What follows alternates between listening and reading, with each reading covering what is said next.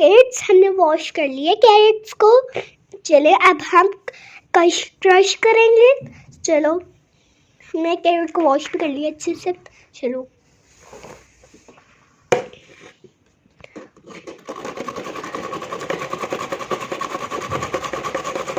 अब हमारा गाजर का कंप्लीट हो गया काम, ये देखिए। चलो अब आगे